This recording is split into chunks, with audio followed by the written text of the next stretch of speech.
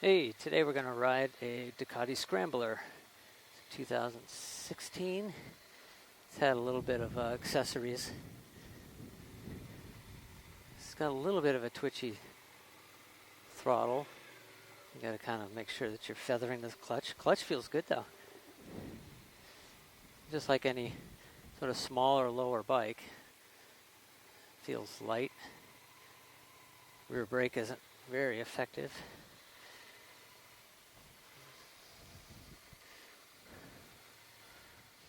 Very low.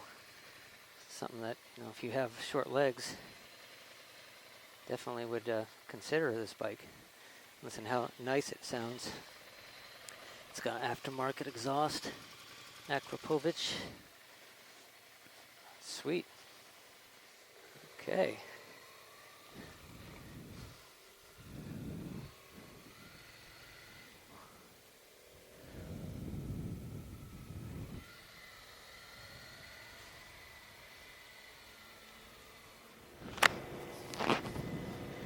Nice and smooth. I mean, the initial throttle response is a little bit abrupt, but boy, it's nice and smooth now once you get going.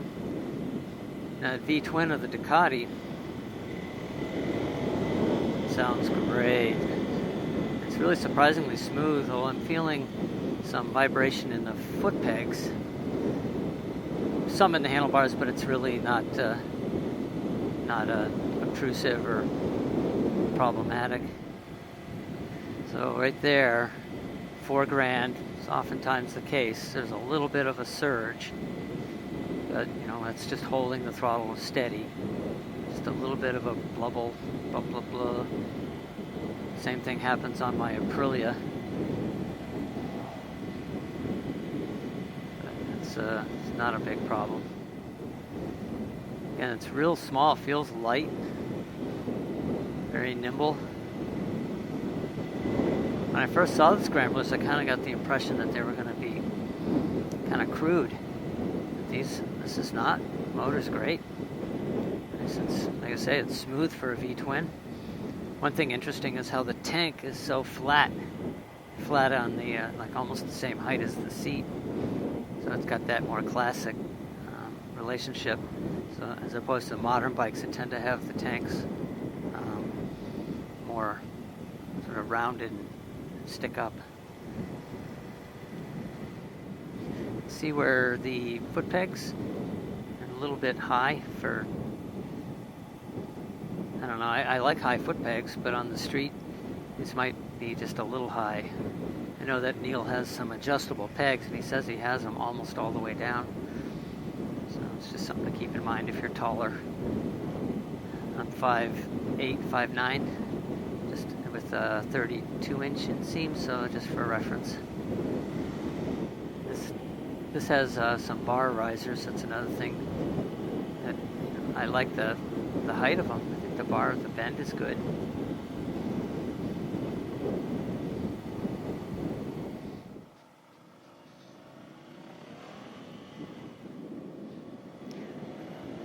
Okay, let's see how the Scrambler does in some twisties.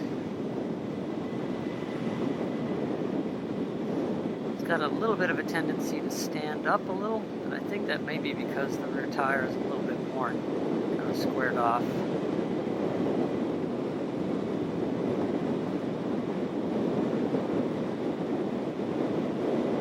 On the smooth pavement, it's smooth as silk. You can tell it's firm, the suspension. Yeah, the thing's fun. It's nice and nimble, easily flickable. Say the throttle's actually quite nice up when you're up to speed. A little bit notchy when you're going slow. The throttle itself is really light.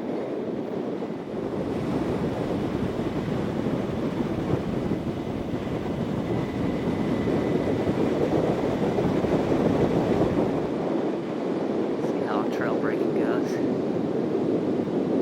Nice and smooth.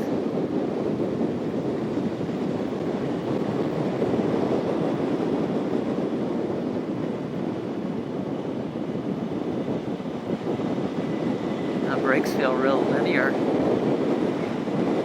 powerful.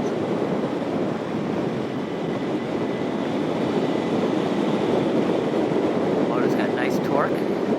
Accelerates good. You know, it's not earth-shattering. It's not gonna give you a rush. It's very tractable.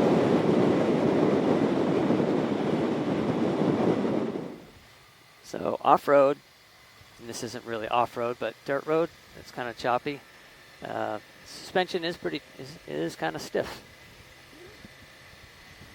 But the bike is so low and nimble that any sort of maneuvering you need to do is a piece of cake.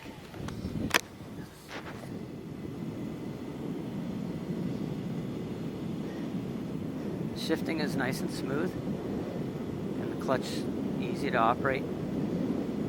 Notice that clutchless upshifts were a little bit rough. Doesn't like that too much. We'll try that again a little later.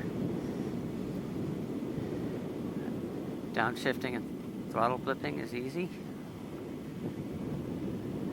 On an engine like this, I do like to throttle blip. Just smooths out the downshifts.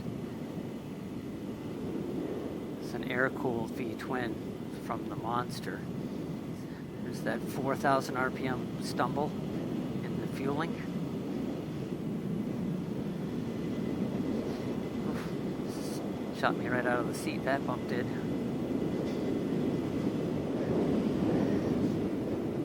The brakes feel pretty good. A little soft, but for a street bike, awesome.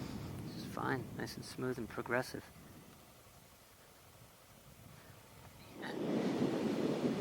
I'd recommend this to people that have shorter inseams and that want a lighter feeling motorcycle. This is great for that. Very often people buy bikes that are just too big. And it's got a nice look to it. It's a sporty, not a cruiser, not exactly a standard.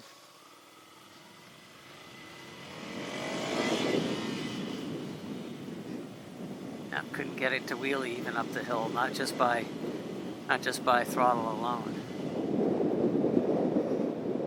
It's 6th gear at 50 is too tall. 50 is nice and relaxed, 3,800 RPM. Even if you want to go to 4th gear, it's still really smooth.